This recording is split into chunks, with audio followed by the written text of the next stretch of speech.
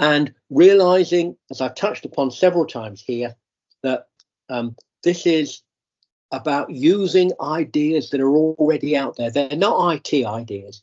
I've not come across any clever idea in my 50 years working in this business that isn't something that's been around for hundreds of years at least, or something that I didn't learn doing engineering work beforehand. And things like lean and looking at the work you don't do.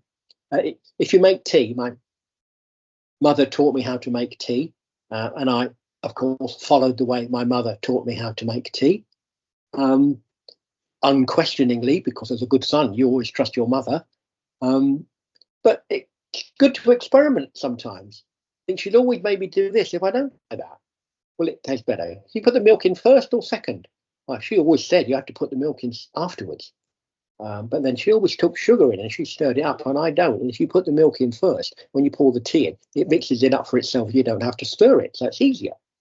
But I had to question things. Or experiment. You cut out a step and see whether it's different. And then you add the step.